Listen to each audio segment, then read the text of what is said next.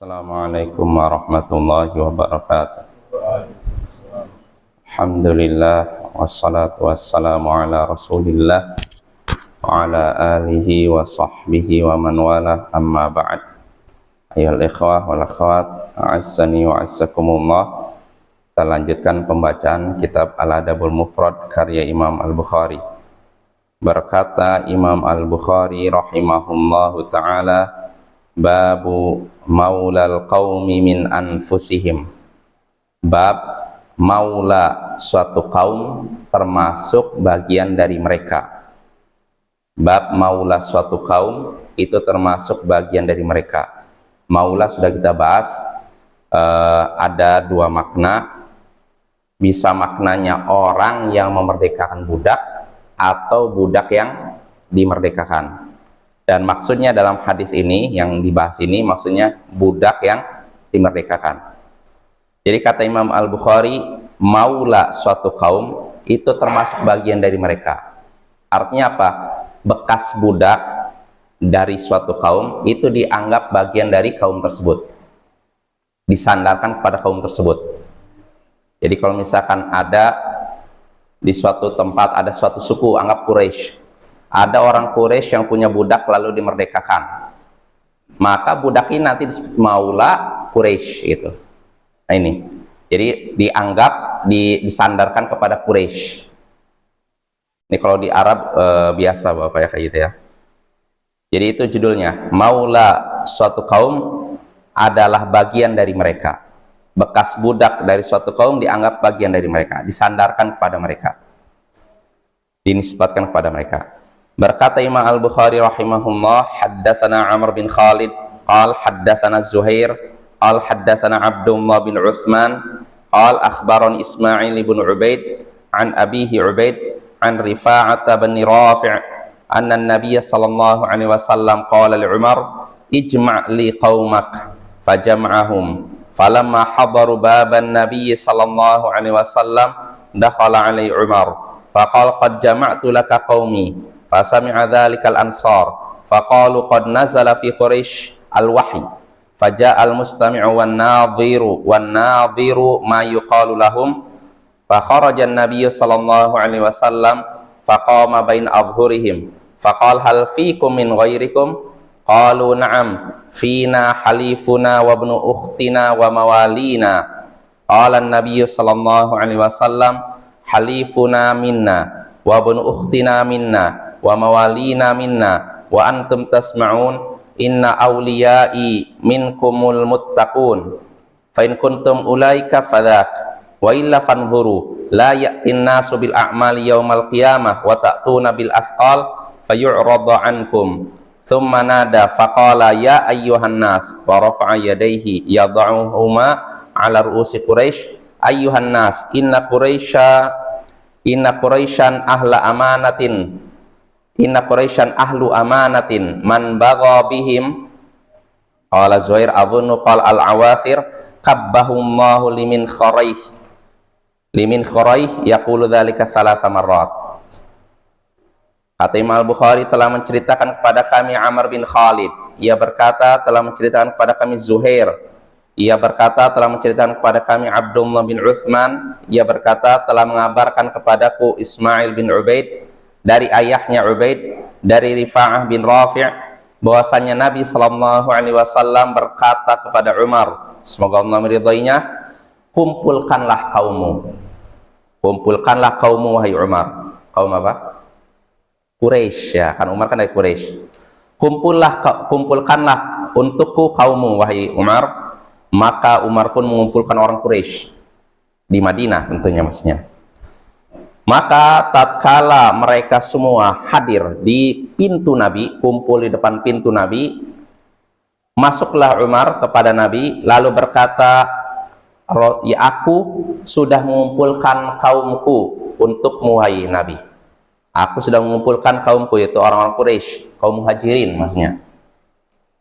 Aku sudah mengumpulkan kaumku untukmu. Terdengarlah itu oleh kaum Ansar. Karena tadi yang diminta Nabi orang apa?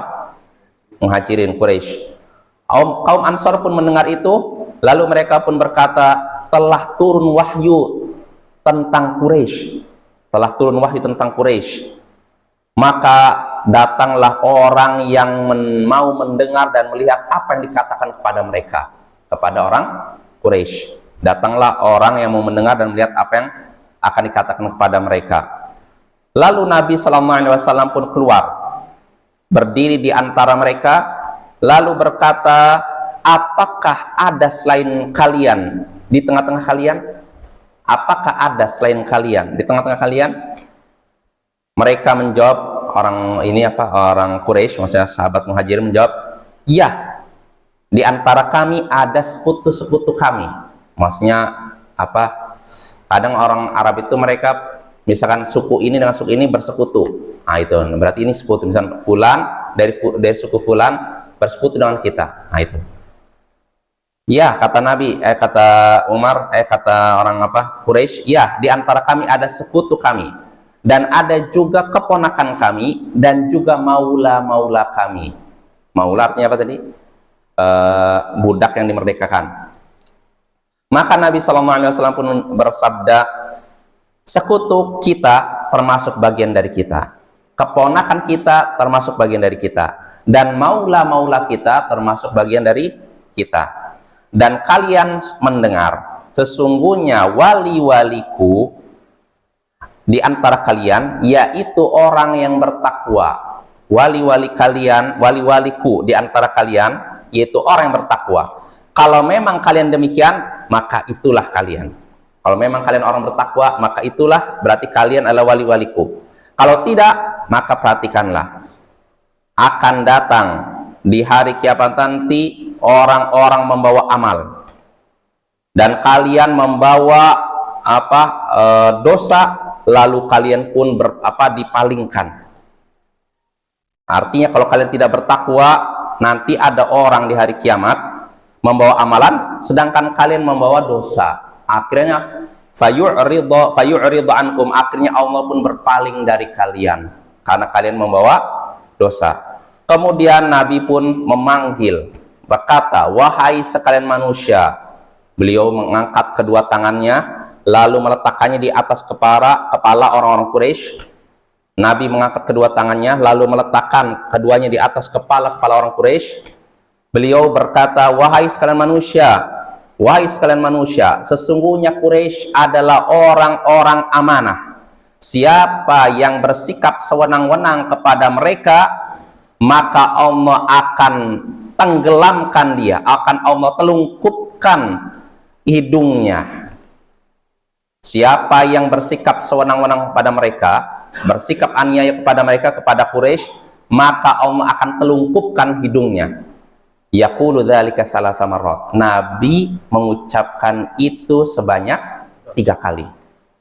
Siapa yang bersikap sewenang-wenang kepada Quraisy, bersikap zalim kepada Quraisy, istilahnya itu, maka Allah akan telungkupkan hidungnya.